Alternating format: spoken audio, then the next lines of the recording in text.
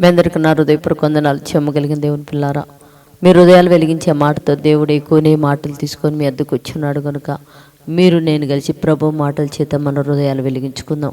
రాత్రికాలం నుంచి మిమ్మల్ని, మీ కుటుంబాన్ని, మమ్మల్ని, సంఘాన్ని, భూమి మీద ఉన్న ప్రతి వ్యక్తిని జ్ఞాపకం చేసుకుని ఎన్నో మేలులు ఉపకారాలు చేసిన దేవునికి ప్రభువైన యేసునామములో వందనాలు తెలియచేసుకుంటూ, ఈ దినం మన ఆత్మలకు ఆహారంగా దేవుడు ఏ మాటలు అయితే నియమించాడో వాటిని ఒకసారి మనం ధ్యానం చేసుకోగలిగితే దేవుని పిల్లారా, కీర్తన గ్రంథము 119వ అధ్యాయము 3వ వచనంలో ఒక మాట రాయబడింది. దేవుని పిల్లారా, వారు ఆయన మార్గంలో నడుచుకొనుచు ఏ పాపము చేయరు అని రాయబడింది. దేవుని పిల్లారా, నిజంగా దేవునికి ఎంత నమ్మకమో చూడండి, మన మీద ఎంత ఆలోచన కలిగి ఉన్నాడు చూడండి.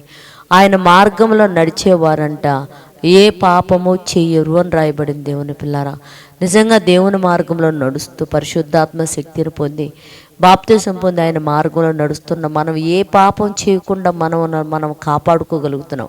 మరి భూమి మీద ఉన్న ప్రజలందరూ తన పిల్లలే కనుక వారు కూడా ఏ పాపం చేయకుండా ఆయన మార్గంలో నడిచేవారుగా ఉండినట్లు ప్రార్థన చేద్దాం.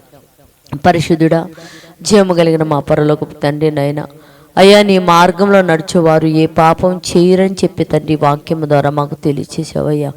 అనేక మంది మార్గం తప్పినైనా నీకు విరోధముగా పాపం చేసే వారందరినీ కూడా కృపతో జ్ఞాపకం చేసుకొని నీ సన్నిధానానికి వచ్చినైనా నీ మార్గంలో నడుస్తూ ఏ పాపం అంటకుండానైనా వాళ్ళు నిన్ను చూసి దర్శించే భాగ్యం అనుగ్రహించి సహాయం చేయమని మా రక్షకుడు నీ కుమారుడు యేసయ్య పరిశుద్ధ నామములో ప్రార్థన అడుగుతున్నాము తండ్రి, ఆమేన్.